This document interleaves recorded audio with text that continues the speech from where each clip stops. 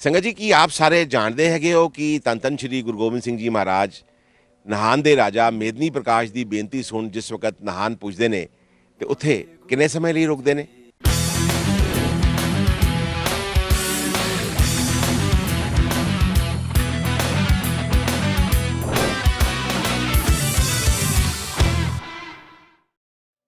गुरु रूपी गुरु नवाजी साध संगत जी गज के बुलाओ वाहेगुरु जी का खालसा वाहेगुरु जी की फतेह। अज दिन की शुरुआत असी की गुरुद्वारा श्री टोका साहब तो वो स्थान जिदे आप जी ने कल दर्शन किए ते नाल ही वो स्थान है जिथे नहान दा राजा मेदनी प्रकाश अपनी सारी संगत प्रजा ते वजीरां नूं लैके गुरु साहब के आगमन लई उन्हां नूं रिसीव करने लई पहुंचदा है ते लैके जांदा है अपनी राजधानी नहान। इस वक्त असी खलोते हैगे हाँ टोका साहब ते नहान जाण वाले एक छोटे जे हाईवे के उत्ते। टोका तो नहान जाण वास्ते दो रस्ते ने, एक लंबा रस्ता है जिहड़ा कि नारायणगढ़ होके जाता है जिहदे ते असी पहले जाना सीगा। बाकी सानू गुरुद्वारे वाले ने दस्सिया कि एक रस्ता होर है जिहड़ा कि इत्थों छोटा रस्ता है काला अंब होके जाता है, उहदे वास्ते आप जी नूं खाली 22 किलोमीटर का सफ़र तय करना होंदा हैगा। ते असी इस वक्त उसी रस्ते के उत्ते खलोते हुए हाँ। हुण असी आप जी नूं लैके चले गए हैं उस स्थान के उत्ते नहान दे विच जिथे एक सोहना जिहा गुरुद्वारा साहब सुशोभित है जिन्हों गुरुद्वारा श्री दशमेश स्थान पातशाही 10वीं के नां ते जानिया जाता है। आओ तुसी भी साडे नाल इस यात्रा का हिस्सा बनो, खुशियां माणो ते नाल ही गुरु साहब के इतिहास नूं जाणो। वाहिगुरू जी का खालसा वाहिगुरू जी की फतेह। गुरु जी वाहेगुरु वावा रमज़ान तेरी आवे बाबा वावा रमज़ान तेरी आवे तेरी मौज चों वे तेरी फौज चों। वाहेगुरु जी वाहेगुरु तेरी मौज चों वे तेरी फौज चों। बाबा मिलन दलेरिया वावा रमज़ान वावा रमज़ान तेरी आवे बाबा वावा रमज़ान तेरी वावा रमज़ान तेरी आवे बाबा वावा रमज़ान तेरी।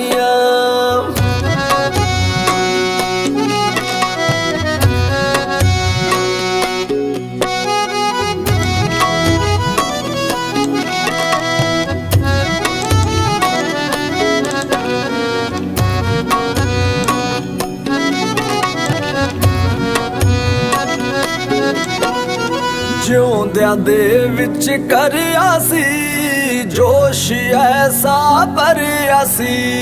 ਵਾਹਿਗੁਰੂ ਜੀ ਵਾਹਿਗੁਰੂ ਕਰ ਕੋਈ ਨਾ ਸਕਦਾ ਓ ਜੋ ਤੁਸਾਂ ਨੇ ਕਰਿਆ ਸੀ ਜੀ ਗੁਰੂ ਗ੍ਰੰਥ ਚੋਂ ਜੀ ਤੇਰੇ ਪੰਥ ਚੋਂ। ਗੁਰੂ ਗ੍ਰੰਥ ਚੋਂ ਜੀ ਤੇਰੇ ਪੰਥ ਚੋਂ दाता मिलन बथेरिया वावा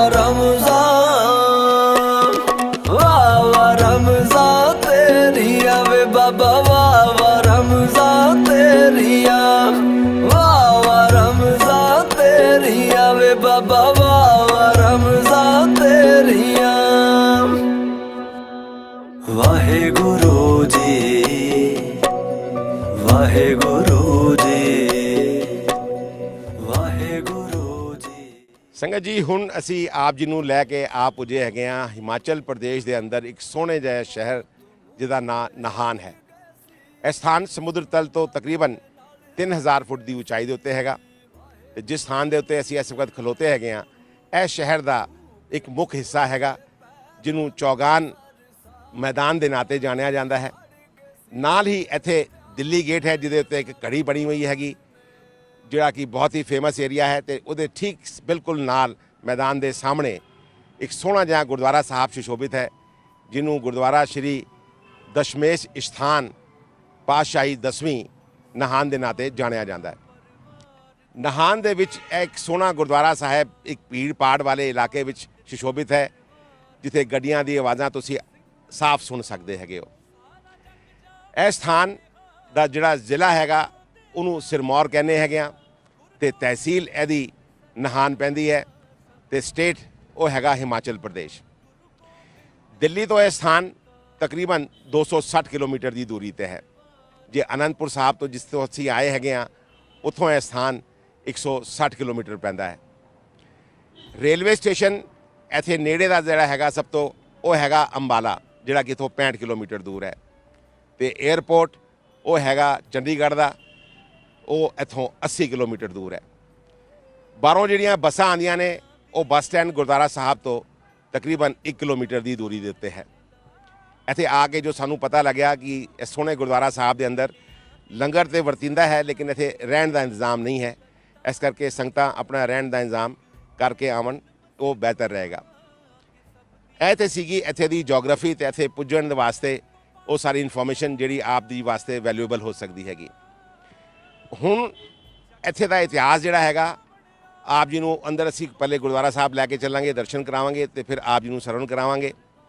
ਇੱਥੇ ਗੁਰਦੁਆਰਾ ਸਾਹਿਬ ਦਾ ਇਤਿਹਾਸ ਗੁਰੂ ਗੋਬਿੰਦ ਸਿੰਘ ਜੀ ਮਹਾਰਾਜ ਨਾਲ ਤੇ ਰਾਜਾ ਮੇਦਨੀ ਪ੍ਰਕਾਸ਼ ਜਿਹੜੇ ਕਿ ਇੱਥੇ ਨਹਾਨ ਦੇ ਰਾਜਾ ਸੀ ਉਹਨਾਂ ਨਾਲ ਜੁੜਿਆ ਹੋਇਆ ਹੈ। ਜਿਸ ਤਰ੍ਹਾਂ ਕਿ ਆਪ ਜਾਣਦੇ ਹੋ, ਆਪਨੇ ਪਿਛਲੇ ਐਪੀਸੋਡ ਵਿੱਚ ਵੀ ਦੇਖਿਆ, ਰਾਜਾ ਮੇਦਨੀ ਪ੍ਰਕਾਸ਼ ਦੀ ਨਹਾਨ ਰਾਜਧਾਨੀ ਹੋਇਆ ਕਰਦਾ ਸੀ। ਇਸ ਸਥਾਨ ਦੇ ਉੱਤੇ ਗੁਰੂ ਸਾਹਿਬ ਨੂੰ ਉਹ ਬੜੇ ਆਦਰ ਮਾਨ ਸਨਮਾਨ ਨਾਲ ਲੈ ਕੇ ਆਏ ਸੀਗੇ। ਉਸ ਤੋਂ ਇਲਾਵਾ ਇੱਥੇ ਕੁਝ ਸਾਖੀਆਂ ਵੀ ਨੇ ਜਿਹੜੇ ਕਿ ਇਸ ਸਥਾਨ ਨਾਲ ਜੁੜੀਆਂ ਹੋਈਆਂ ਨੇ। ਆਪ ਜੀ ਨਾਲ ਸਾਰਾ ਇਤਿਹਾਸ ਅੰਦਰ ਗੁਰਦੁਆਰਾ ਸਾਹਿਬ ਦੇ ਦਰਸ਼ਨ ਕਰਨ ਤੋਂ ਬਾਅਦ ਸਾਂਝਾ ਕਰਾਂਗੇ।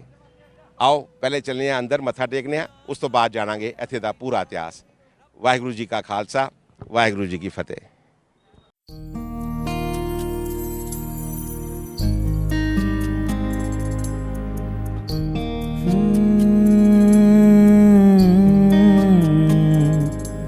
ਇਹ ਜਨਮ ਤੁਮਾਰੇ ਲੇਖੇ, ਇਹ ਜਨਮ ਤੁਮਾਰੇ ਲੇਖੇ,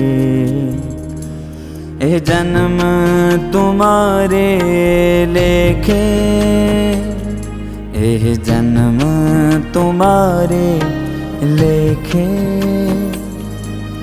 बहुत जन्म बिसरे थे मादो, यह जन्म तुम्हारे लेखे,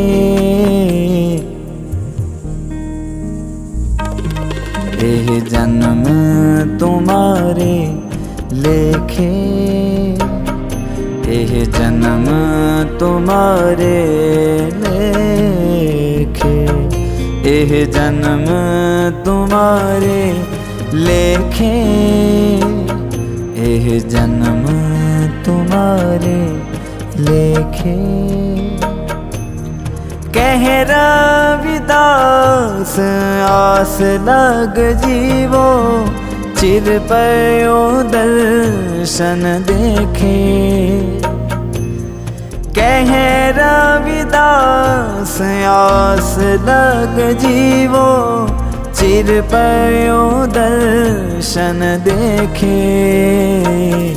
यह जन्म तुम्हारे लेखे, यह जन्म तुम्हारे लेखे।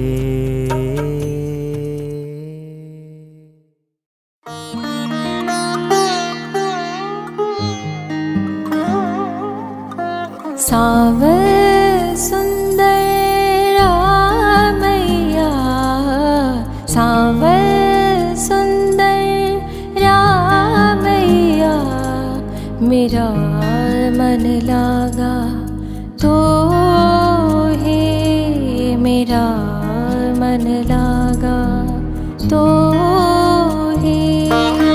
सावर सुंदर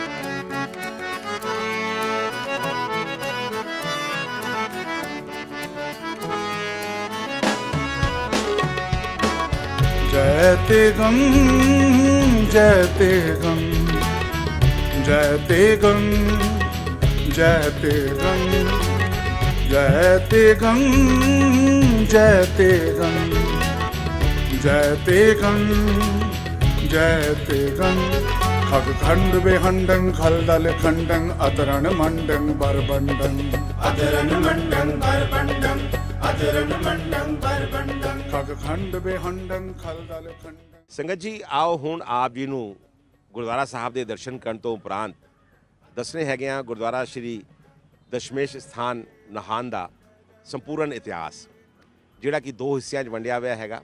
ਇਤਿਹਾਸ ਦਾ ਪਹਿਲਾ ਹਿੱਸਾ ਦਸ਼ਮ ਪਿਤਾ ਸਾਹਿਬ ਸ਼੍ਰੀ ਗੁਰੂ ਗੋਬਿੰਦ ਸਿੰਘ ਜੀ ਮਹਾਰਾਜ ਤੇ ਨਾਹਨ ਦੇ ਰਾਜਾ ਮੇਦਨੀ ਪ੍ਰਕਾਸ਼ ਦੇ ਨਾਲ ਸੰਬੰਧਿਤ ਹੈ, ਤੇ ਇਤਿਹਾਸ ਦਾ ਦੂਸਰਾ ਹਿੱਸਾ ਇਸ ਗੁਰਦੁਆਰਾ ਸਾਹਿਬ ਦੇ ਨਾਲ ਜਿਹੜੀਆਂ ਕਿ ਗੁਰੂ ਸਾਹਿਬ ਦੀ ਨਿਸ਼ਾਨੀਆਂ ਜੁੜੀਆਂ ਹੋਈਆਂ ਨੇ ਉਹਦੇ ਨਾਲ ਸੰਬੰਧਿਤ ਹੈ। ਆਓ ਪਹਿਲੇ ਆਪ ਜੀ ਨਾਲ ਸਾਂਝ ਪਾਣੇ ਹੈਗੇ ਆ ਰਾਜਾ ਮੇਦਨੀ ਪ੍ਰਕਾਸ਼ ਦੀ। ਨਾਹਨ ਦਾ ਰਾਜਾ ਮੇਦਨੀ ਪ੍ਰਕਾਸ਼ ਗੁਰੂ ਸਾਹਿਬ ਦਾ ਬਹੁਤ ਵੱਡਾ ਮੁਰੀਦ ਸੀਗਾ, ਪਰਿਵਾਰ ਗੁਰੂ ਘਰ ਨਾਲ ਜੁੜਿਆ ਹੋਇਆ ਸੀਗਾ। ਤੇ ਜਿਸ ਵਕਤ ਉਹਨੂੰ ਇਹ ਪਤਾ ਲੱਗਦਾ ਹੈਗਾ ਕਿ ਕੋਹਿਨੂਰ ਦੇ ਰਾਜਾ ਭੀਮ ਚੰਦ ਨਾਲ ਗੁਰੂ ਸਾਹਿਬ ਦਾ ਵਿਵਾਦ ਹੋ ਗਿਆ ਹੈ ਕਿਸੇ ਗੱਲ ਨੂੰ ਲੈ ਕੇ, ਤੇ ਨੌਬਤ ਜੰਗ ਤੱਕ ਆ ਪਹੁੰਚੀ ਹੈ, ਤੇ ਰਾਜਾ ਮੇਦਨੀ ਪ੍ਰਕਾਸ਼ ਇਹ ਕੋਸ਼ਿਸ਼ ਕਰਦਾ ਹੈ ਕਿ ਕਿਸੇ ਤਰੀਕੇ ਨਾਲ ਇਹ ਜੰਗ ਨਾ ਹੋਵੇ, ਤੇ ਉਹ ਉਹਦੇ ਕਰਕੇ ਇੱਕ ਪੱਤਰ ਗੁਰੂ ਸਾਹਿਬ ਨੂੰ ਲਿਖਦਾ ਹੈ। ਉਸ ਪੱਤਰ ਦੇ ਵਿੱਚ ਉਹਦਾ ਇੱਕ ਆਪਣਾ ਵੀ ਮਕਸਦ ਹੁੰਦਾ ਹੈ। ਉਸ ਪੱਤਰ ਵਿੱਚ ਜੋ ਲਿਖਿਆ ਸੀ ਉਹ ਕੁਝ ਇਸ ਪ੍ਰਕਾਰ ਨਾਲ ਹੈ ਕਿ ਰਾਜਾ ਮੇਦਨੀ ਪ੍ਰਕਾਸ਼ ਦਾ ਪੜੋਸੀ ਰਾਜਾ ਜਿਹੜਾ ਕਿ ਗੜਵਾਲ ਦਾ ਸੀ ਫਤਿਹ ਚੰਦ, ਉਹਦੇ ਨਾਲ ਜ਼ਮੀਨ ਦੀ ਸੀਮਾ ਨੂੰ ਲੈ ਕੇ ਬਹੁਤ ਪੁਰਾਣਾ ਵਿਵਾਦ ਚੱਲ ਰਿਹਾ ਸੀ, ਤੇ ਉਹ ਗੁਰੂ ਸਾਹਿਬ ਨੂੰ ਬੇਨਤੀ ਕਰਦਾ ਹੈ ਕਿ ਗੁਰੂ ਸਾਹਿਬ ਉਹਦੇ ਰਾਜ ਵਿੱਚ ਆ ਕੇ ਉਹ ਸੀਮਾ ਦਾ ਵਿਵਾਦ ਉਹ ਖਤਮ ਕਰਾਉਣ, ਤੇ ਇਸ ਸਥਾਨ ਦੇ ਉੱਤੇ ਚਰਨ ਪਾ ਕੁਝ ਸਮੇਂ ਤੱਕ ਰੁਕਣ। ਜਿਸ ਵਕਤ ਇਹ ਪੱਤਰ ਅਨੰਦਪੁਰ ਸਾਹਿਬ ਪਹੁੰਚਦਾ ਹੈ, ਇਹ ਉਹ ਸਮਾਂ ਸੀਗਾ ਕਿ ਰਾਜਾ ਭੀਮ ਚੰਦ ਅਨੰਦਪੁਰ ਤੋਂ ਵਾਪਸ ਕੋਹਿਨੂਰ ਜਾ ਚੁੱਕਿਆ ਸੀਗਾ, ਤੇ ਉੱਥੇ ਆਪਸ ਵਿੱਚ ਪੱਤਰਾਂ ਦੇ ਆਦਾਨ ਪ੍ਰਦਾਨ ਤੋਂ ਬਾਅਦ ਉਹ ਜੰਗ ਦੀ ਤਿਆਰੀ ਕਰ ਰਿਹਾ ਸੀ, ਤੇ ਇੱਥੇ ਗੁਰੂ ਸਾਹਿਬ ਵੀ ਆਪਣੇ ਸਿੱਖਾਂ ਨੂੰ ਜੰਗ ਦੀ ਤਿਆਰੀ ਲਈ ਤਿਆਰ ਕਰ ਰਹੇ ਸੀ। ਧੰਨ ਧੰਨ ਸ਼੍ਰੀ ਗੁਰੂ ਗੋਬਿੰਦ ਸਿੰਘ ਜੀ ਮਹਾਰਾਜ ਨੇ ਇੱਕ ਬਹੁਤ ਸੋਹਣਾ ਬਹੁਤ ਵੱਡਾ ਨਗਾੜਾ ਬਣਾਇਆ ਸੀਗਾ, ਜਿਹਦਾ ਨਾਂ ਸੀ ਰਣਜੀਤ ਨਗਾੜਾ, ਤੇ ਉਹ ਨਗਾੜਾ ਭੀਮ ਚੰਦ ਦੇ ਕੋਹਿਨੂਰ ਵਾਪਸ ਜਾਣ ਤੋਂ ਬਾਅਦ ਉਹਨਾਂ ਨੇ ਰੋਜ਼ ਕਾਫੀ ਦਫਾ ਵਜਾਉਣਾ ਸ਼ੁਰੂ ਕੀਤਾ। ਉਸ ਨਗਾੜੇ ਦੀ ਧਮਕ ਦੂਰ ਦੂਰ ਤੱਕ ਪਹਾੜੀਆਂ ਵਿੱਚ ਪੁੱਜਦੀ ਸੀ, ਜਿਸ ਕਰਕੇ ਇੱਥੇ ਆਸ-ਪਾਸ ਦੇ ਜਿਹੜੇ ਹੋਰ ਦੂਜੇ ਪਹਾੜੀ ਰਾਜੇ ਸੀ ਉਹ ਵੀ ਡਰੇ ਹੋਏ ਸੀਗੇ। ਇਸੇ ਦੌਰਾਨ ਇੱਥੇ ਦੇ ਮਸੰਦ ਉਹ ਮਾਤਾ ਨਾਨਕੀ ਜੀ ਕੋਲ ਆਉਂਦੇ ਨੇ, ਤੇ ਉਹਨਾਂ ਨੂੰ ਇੱਥੇ ਦੇ ਬਾਕੀ ਰਾਜਾਵਾਂ ਦਾ ਜਿਹੜਾ ਕੰਸਰਨ ਹੈ ਉਹ ਦੱਸਦੇ ਨੇ। ਉਹ ਇਹ ਕਹਿੰਦੇ ਨੇ ਕਿ ਇੱਥੇ ਦੇ ਬਾਕੀ ਰਾਜਾ ਉਹ ਵੀ ਬਗਾਵਤ 'ਤੇ ਉਤਰ ਜਾਣਗੇ ਜੇ ਗੁਰੂ ਸਾਹਿਬ ਇਹ ਨਗਾੜਾ ਵਜਾਉਣਾ ਬੰਦ ਨਹੀਂ ਕਰਨਗੇ।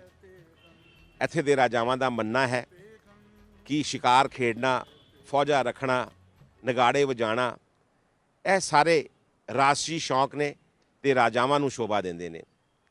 ਜਿਹੜੇ ਗੱਦੀ ਨਸ਼ੀਨ ਮਹਾਂਪੁਰਖ ਹੁੰਦੇ ਨੇ ਉਹਨਾਂ ਨੂੰ ਇਹ ਚੀਜ਼ਾਂ ਸ਼ੋਭਾ ਨਹੀਂ ਦਿੰਦੀਆਂ, ਜਿਸ ਕਰਕੇ ਉਹਨਾਂ ਦੇ ਮਨ ਵਿੱਚ ਇੱਕ ਡਰ ਪੈਦਾ ਹੋ ਰਿਹਾ ਸੀ ਕਿ ਗੁਰੂ ਸਾਹਿਬ ਕਿਤੇ ਉਹਨਾਂ ਦੇ ਰਾਜ 'ਤੇ ਵੀ ਕਬਜ਼ਾ ਨਾ ਕਰ ਲੈਣ।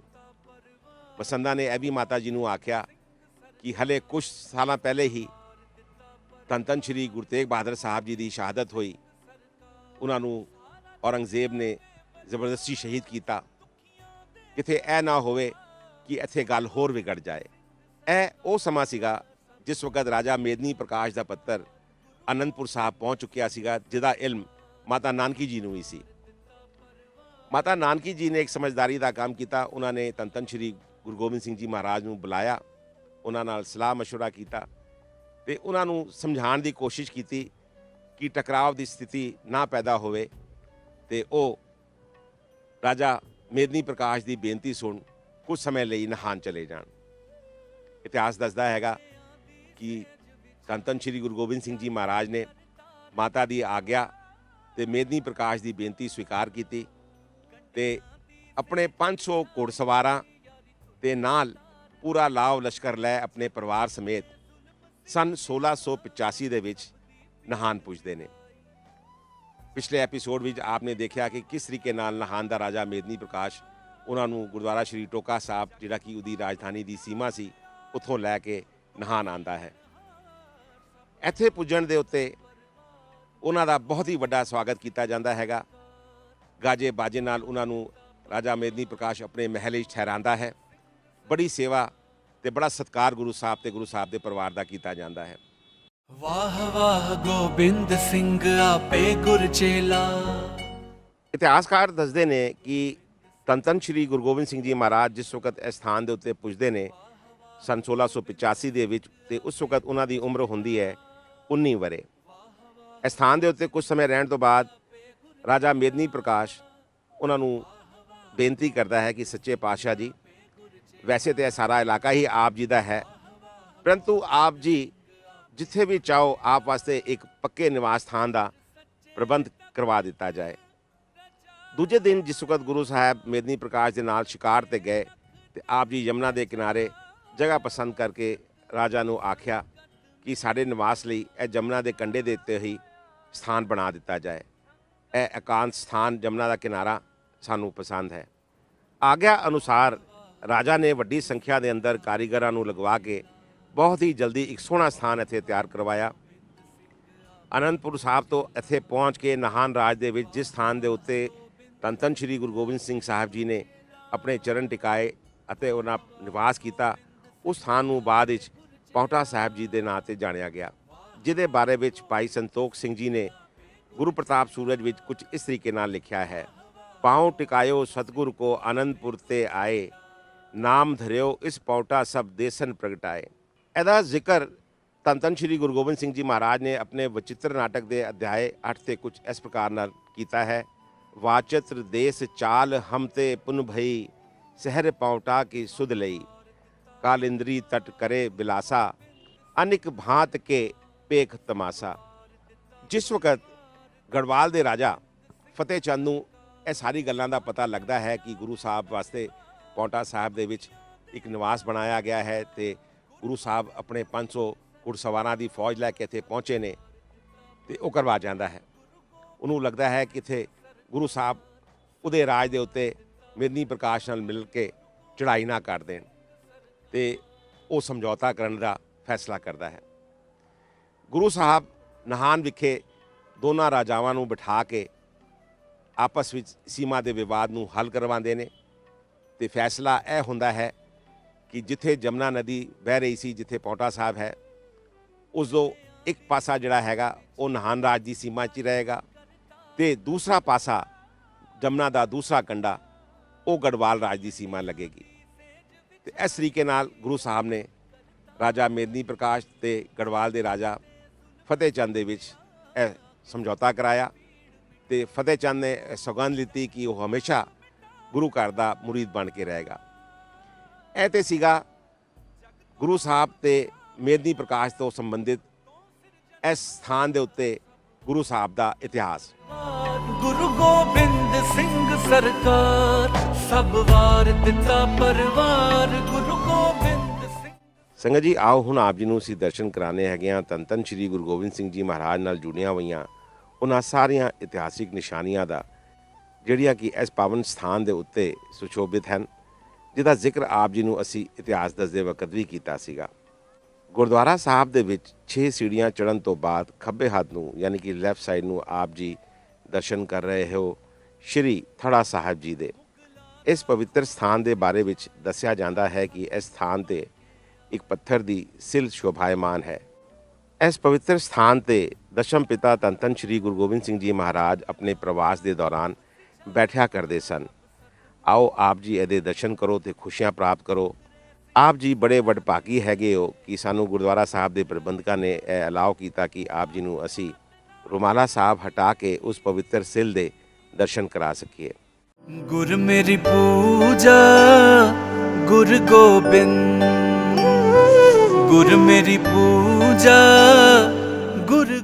ਥੜਾ ਸਾਹਿਬ ਦੇ ਨਾਲ ਹੀ ਇੱਕ ਖੂਹ ਸਾਹਿਬ ਸੁਸ਼ੋਭਿਤ ਹੈ, ਜਿਹਦੇ ਬਾਰੇ ਵਿੱਚ ਇਤਿਹਾਸ ਵਿੱਚ ਲਿਖਿਆ ਹੈ ਤੇ ਪ੍ਰਬੰਧਕਾਂ ਨੇ ਵੀ ਸਾਨੂੰ ਦੱਸਿਆ ਕਿ ਧੰਨ ਧੰਨ ਸ਼੍ਰੀ ਗੁਰੂ ਗੋਬਿੰਦ ਸਿੰਘ ਜੀ ਮਹਾਰਾਜ ਨੇ ਇਹ ਖੂਹ ਆਪਣੇ ਹੱਥੀਂ ਲਗਾਇਆ ਸੀਗਾ।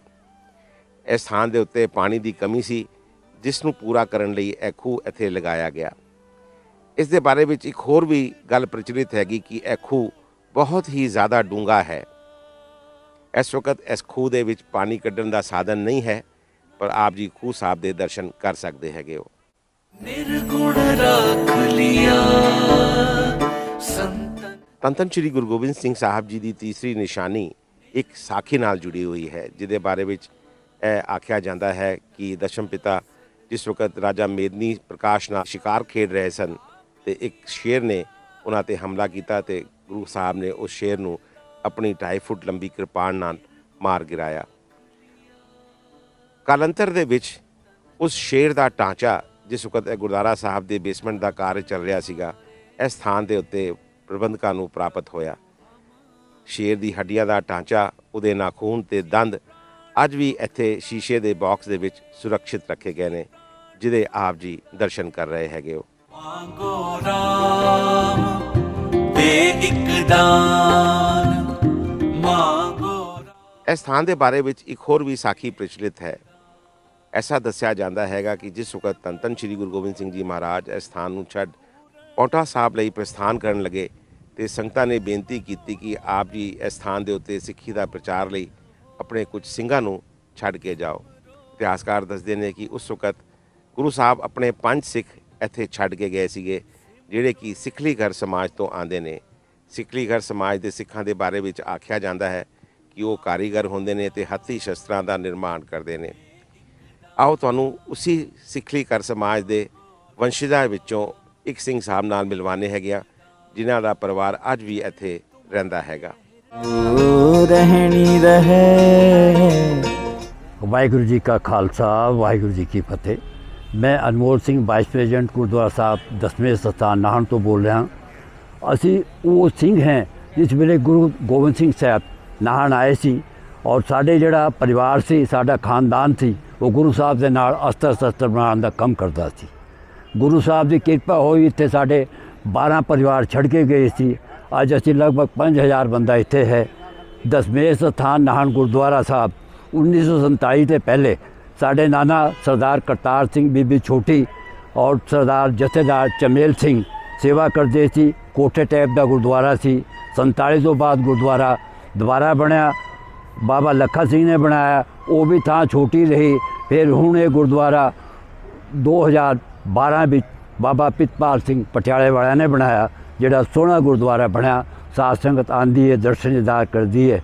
ਅਸੀਂ ਆਪ ਜੀ ਦੇ ਚੈਨਲ ਦੇ ਰਾਹੀਂ ਇਹ ਬੇਨਤੀ ਕਰਦੇ ਹਾਂ ਕਿ ਸਾਡੇ ਜਿਹੜੇ ਸਿੱਖਲੀਗਰ ਸਿੰਘ ਹੈ ਉਹ ਇੱਕਦਮ ਗੁਰਸਿੱਖ ਹੈ। ਸਾਡੇ ਕੋਲ ਨੌਜਵਾਨ ਬੰਦਾ, ਬੀਬੀਆਂ, ਮਾਈ ਭਾਈ ਸਭ ਲਗਭਗ 135-40 ਬੰਦਾ ਅੰਮ੍ਰਿਤਧਾਰੀ ਸਿੰਘ ਹੈ। ਮੈਂ ਸਰਕਾਰ ਨੂੰ ਵੀ, ਪ੍ਰਬੰਧਕ ਕਮੇਟੀ ਅੰਮ੍ਰਿਤਸਰ ਨੂੰ ਵੀ ਬੇਨਤੀ ਕਰਦਾ ਹਾਂ ਕਿ ਸਾਡੇ ਬੱਚਿਆਂ ਦੇ ਪਾਸ ਕਾਰੋਬਾਰ ਨਹੀਂ ਹੈ, इन बच्चों को कारोबार देने का कोई उद्यम उपराला सरकार छेती करे। मैं अपनी तरफों अपने परिवार वालों साध संगत वालों आप दे चैनल का बहुत बहुत धन्यवाद करता हूँ। वाहिगुरू जी का खालसा, वाहिगुरू जी की सूरा सो पहचानिए जो लड़े दीन के है, पुरजा पुरजा कट मरे कब हुना छाड़ के, सूरा सो पहचानी। संगत जी, ਅੱਜ ਦੇ ਐਪੀਸੋਡ ਵਿੱਚ ਆਪ ਜੀ ਨੇ ਦਰਸ਼ਨ ਕੀਤੇ ਗੁਰਦੁਆਰਾ ਪਾਤਸ਼ਾਹੀ ਦਸਵੇਂ ਸਥਾਨ ਨਾਹਨ ਸਾਹਿਬ ਦੇ, ਤੇ ਜਾਣਿਆ ਇੱਥੇ ਦਾ ਪੂਰਾ ਇਤਿਹਾਸ ਜਿਹੜਾ ਕਿ ਧੰਨ ਧੰਨ ਸ਼੍ਰੀ ਗੁਰੂ ਗੋਬਿੰਦ ਸਿੰਘ ਜੀ ਮਹਾਰਾਜ ਤੇ ਰਾਜਾ ਮੇਦਨੀ ਪ੍ਰਕਾਸ਼ ਨਾਲ ਸੰਬੰਧਿਤ ਸੀਗਾ। ਕੱਲ੍ਹ ਦੇ ਐਪੀਸੋਡ ਵਿੱਚ ਆਪ ਜੀ ਨੂੰ ਅਸੀਂ ਇੱਕ ਹੋਰ ਸਥਾਨ ਦੇ ਉੱਤੇ ਲੈ ਕੇ ਜਾਵਾਂਗੇ ਤੇ ਉੱਥੇ ਦਾ ਵੀ ਇਤਿਹਾਸ ਰਾਜਾ ਮੇਦਨੀ ਪ੍ਰਕਾਸ਼ ਤੇ ਦਸਵੇਂ ਪਾਤਸ਼ਾਹੀ ਨਾਲ ਜੁੜਿਆ ਹੋਏਗਾ। ਅੱਜ ਦੇ ਇਤਿਹਾਸ ਨੂੰ ਦੱਸਣ ਵਕਤ ਆਪ ਜੀ ਨੂੰ ਇੱਥੇ ਦੇ ਦਰਸ਼ਨ ਕਰਾਉਂਦੇ ਵਕਤ ਜੇ ਕੋਈ ਭੁੱਲ ਚੁੱਕ ਹੋਈ ਹੋਏ ਤੇ ਉਹਦੇ ਵਾਸਤੇ क्षमा ਦੇ ਯਾਚਕ ਹਾਂ। ਕੋਸ਼ਿਸ਼ ਕਰਾਂਗੇ ਅੱਗੇ ਤੋਂ ਜਿੰਨੇ ਸੱਚੇ ਸੁੱਚੇ ਤਰੀਕੇ ਨਾਲ ਆਪ ਜੀ ਨੂੰ ਇਤਿਹਾਸ ਦੱਸ ਸਕੀਏ ਤੇ ਦਰਸ਼ਨ ਕਰਾ ਸਕੀਏ। ਗੁਰੂ ਕੋਲ ਅਰਦਾਸ ਕਰਾਂਗੇ। ਕੱਲ੍ਹ ਆਪ ਜੀ ਨਾਲ ਫਿਰ ਮੁਲਾਕਾਤ ਹੋਏਗੀ। ਤਦ ਤੱਕ ਦੇ ਲਈ ਤੁਸੀਂ ਇਜਾਜ਼ਤ ਦਿਓ। ਵਾਹਿਗੁਰੂ ਜੀ ਕਾ ਖਾਲਸਾ, ਵਾਹਿਗੁਰੂ ਜੀ ਕੀ ਫਤਿਹ। ਵਿੱਚ ਕਰਿਆ ਸੀ ਜੋਸ਼ ਐਸਾ ਭਰਿਆ ਸੀ, ਵਾਹਿਗੁਰੂ ਜੀ ਵਾਹਿਗੁਰੂ ਕਰ ਕੋਈ ਨਾ ਸਕਦਾ ਓ ਜੋ ਤੁਸਾਂ ਨੇ ਕਰਿਆ ਸੀ ਜੀ ਗੁਰੂ ਗ੍ਰੰਥ ਚੋਂ ਜੀ ਤੇਰੇ ਪੰਥ ਚੋਂ। ग्रंथ चों जी तेरे पंथ चों दाता